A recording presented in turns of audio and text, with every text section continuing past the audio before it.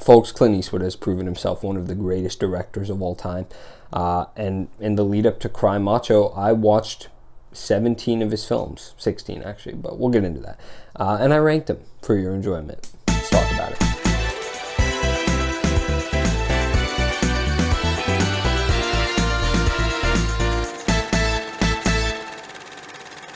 All right, folks, so there's a few of these I've seen before. I'll probably let you know if I've seen them before. And most of the ones I'd seen before, all except for one actually, I watched again. And other than that, let's just get into it. Actually, one more thing I want to say before we start is that I was going to watch 20. I was going to watch, what was it? Richard Jewell and, what was it? Oh, and Jersey Boys, just because I have that at my home, the DVD of it. And I didn't get around to watching either. So that's why it's 18. Does it matter? No.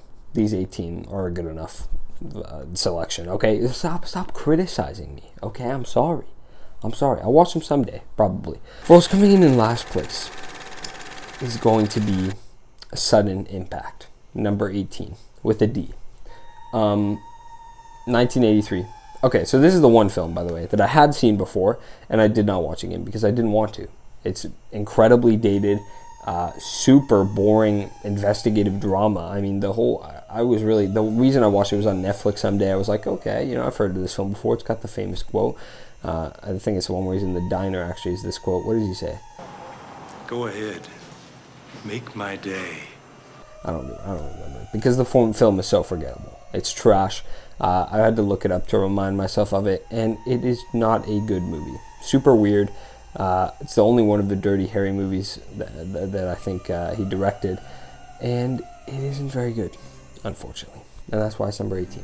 Folks, coming in number 17, the only other D on this list, is one that I definitely saw some praise for, so people might be surprised, but High Plains Drifter, the first Western of many Westerns on this list, 1973, so one of his first films, and just the more old Westerns I watch, I really like. You would think I would like Westerns. It's got a lot of stuff that I just find interesting, and yet it doesn't appeal to me. And this one in particular, there's nothing differentiating it. You have the same old guy with no name, goes into this town, protects it, and in this one, the dude is a complete scumbag. Okay, so you can't even root for him as a hero like you might in the Dollar trilogy. Slow pacing, lame firefights. I mean, some enjoyable moments, I'll say. And other than that, I did not enjoy this film. Folks, coming in at number 16, you might have been waiting to see where this one would fit. It's going to be Cry Macho, Clint Eastwood's latest effort, with a C. It's well directed, but it's just such a plain, stale, boring story devoid of anything interesting, and it just doesn't capture my attention, and so I can't put it higher. I really can't. I'm sorry.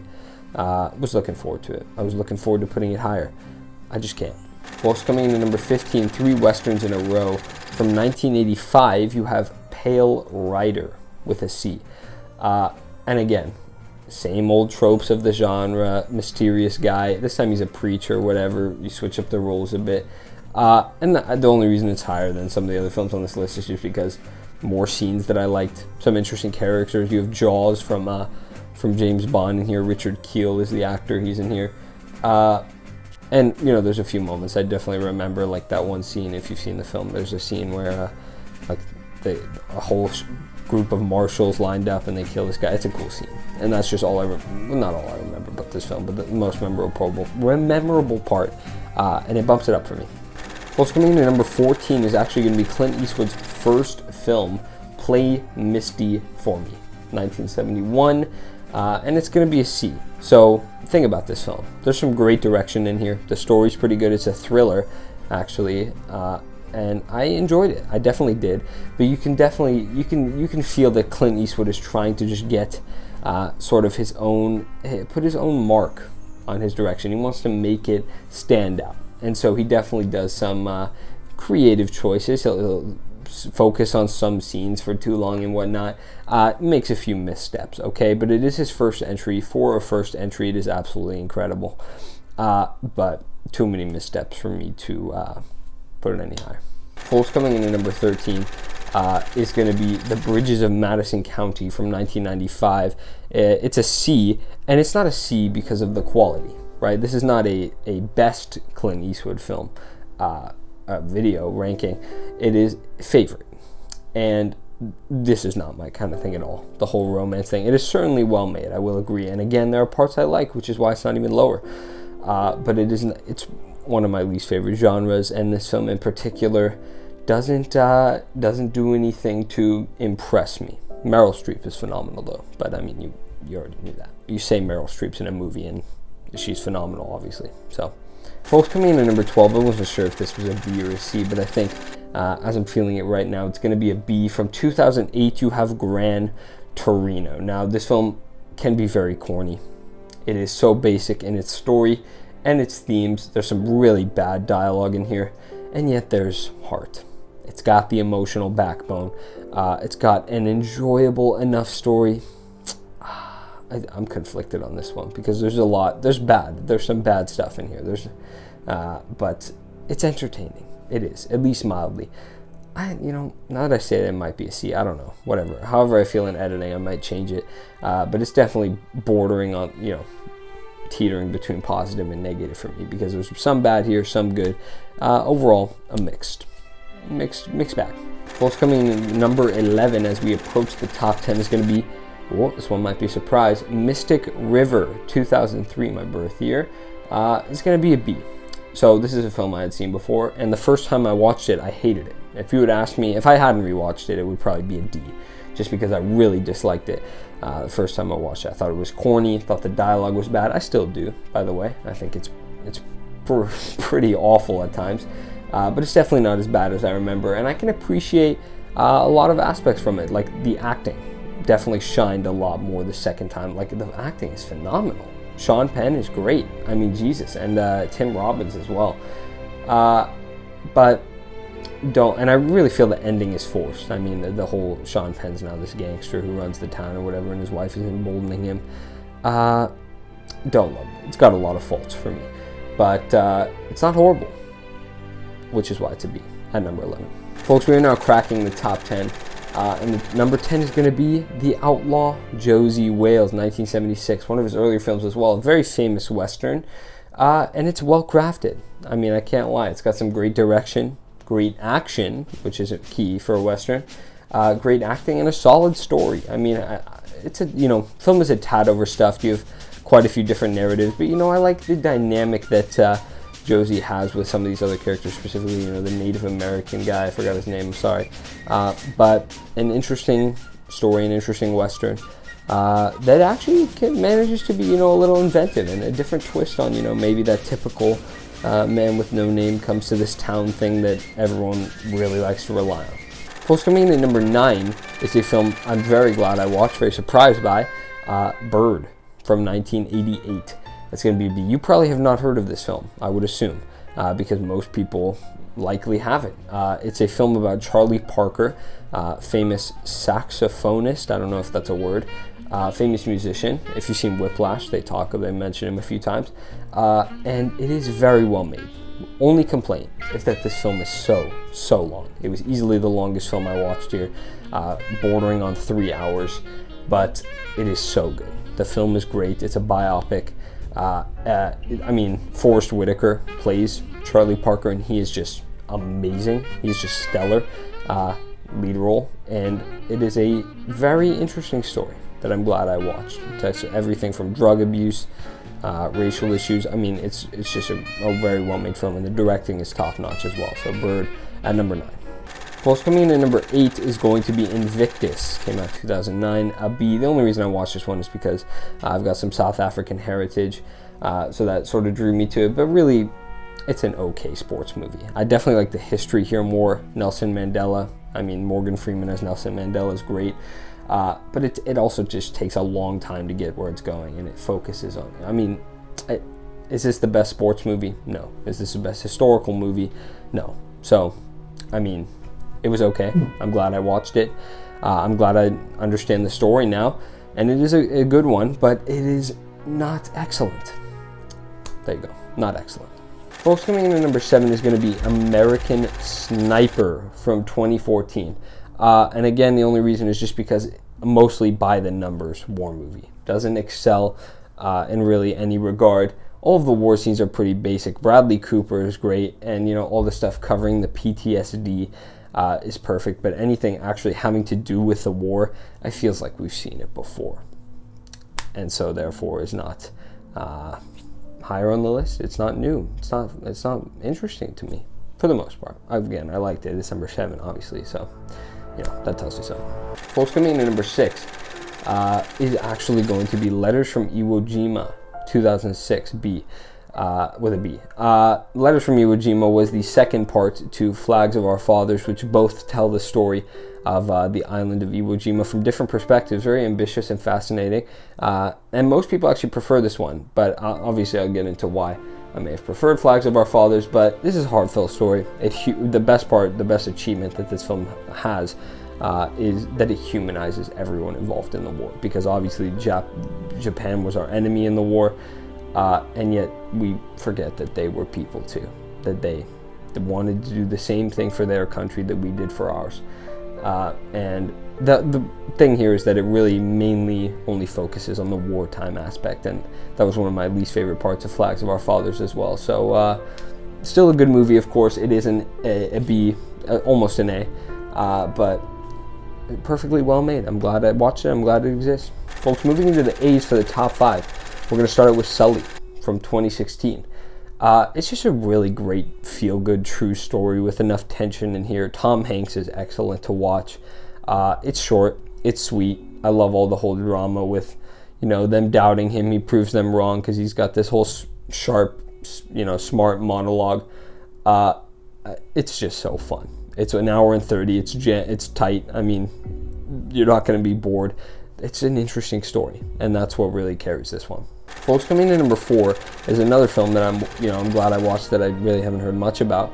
It's going to be A Perfect World from 1993 with an A. It's just such a sweet story, and it's got stellar performances. You have obviously Kevin Costner and the kid. They're the focus, and he's just great, and it's so fun to watch their shenanigans as they sort of evade the law at every turn. But even Clint Eastwood and Laura Dern, they have a smaller role in the story, but they're also just so fascinating to watch. And this is a film I'm definitely going to return to in the future. I'm very glad I saw it. Again, I had never heard of it before. I will say one thing is that it overstays its welcome a bit longer than I feel it needs to be. But pretty much every scene is fun and enjoyable to watch. Folks, the top 3. Some of Clint Eastwood's best films and some of the best films I've ever seen. Starting with, coming in at number 3 is going to be Flags of Our Fathers, 2006, the other part to Letters from Iwo Jima. This film is really brilliant, and it's underrated, and I'll tell you why. Because it explores the usual war is hell stuff, right? We've seen it a million times. Again, the war aspect isn't my favorite part of this film by any means, but it adds another layer, and that layer, which is really the main focus of the film, is what happens after the fact for those that survive. And it's especially interesting because these characters, these people who planted the flag at Iwo Jima, are national heroes, and yet they have to grapple with the fact that in the grand scheme of things on the island, they didn't do much.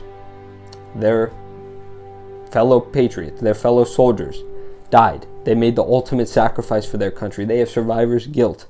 Some of them are, there's a Native American guy in here who planted the flag, and he has to deal with racial issues, even though he's an American hero, okay? He went and fought for your right to freedom, to peace, and yet he's being denied from bars. And it really humanizes these people that were otherwise seen as just titans, just these figures beyond humanity.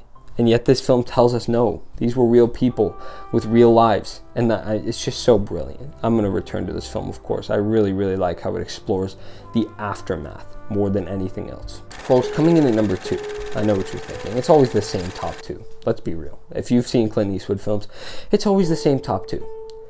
But I'm going to switch it up a bit, because number 2 is going to be Unforgiven, 1992, with an A. This might be the best Western ever made. Not The Motel. The best Western genre film ever made. Because Eastwood subverts the tropes of the genre, manages to tell a unique story, but it's still within the confines of a typical Western. You have great themes. Characters are the best part of the film easily. Little Bill, are you kidding me? An amazing villain. Gene Hackman is phenomenal. Clint Eastwood is phenomenal. Morgan Freeman is phenomenal. The Schofield kid is phenomenal. English, what is it? Dave? Bob? I don't remember. It's Bob. English Bob, I think. And his writer. The story itself is relatively average, in my opinion. But it's the characters here that absolutely save this film. Plot's a little slow. The story's okay. A great Western, regardless. I mean, this film is just such... It's not a joy. It's not a joy, but it is just so well made. And there's something about watching it where you just have a smile on your face because you're being transported. You're actually watching the story as it happens, as it unfolds. This is a film I had seen before. I wasn't as high on it before, actually. For the best pictures, I'd watch all the best picture films. That's a whole story for another time, another ranking perhaps. If you want to see that, let me know. It wasn't as high on it. Second time, I see what people say, but it's still not my favorite Clint Eastwood film because it's coming in at number 1. It's one of my favorite films of all time, folks. Number 1, coming in at number 1 is going to be $1 Million Baby, 2004. This was also a Best Picture winner, so I had, of course, seen it, and I loved it the first time, and I still loved it the second time, maybe even more, folks, because this is one of the greatest sports movies ever made. It's heartwarming and heartbreaking. Follows the classic trope. Clint Eastwood's really good at this, if you haven't noticed the trend by now. You take the classic trope of the mentor and the apprentice, you twist it. You do it better than most. You give it its own special flavor, okay? This film it's gut-wrenching at parts. I mean, it's a journey. It's a real journey. You think it's going somewhere at the start, and then it's just something so different. It's something so different. And you get all kinds of characters. They don't just focus on these two, the mentor and the apprentice, because you got Morgan Freeman, who's great as a supporting character, and he's focusing on all these other wannabe boxers. I forget the guy's name, but the one guy who he's never gonna be a boxer. Nitty has a dream. He has ambition. And you have the one who does want to be a boxer. She wants to be trained. This film is so amazing, guys. It's seriously one of my favorite films of all time. One of the greatest sports movies of all time.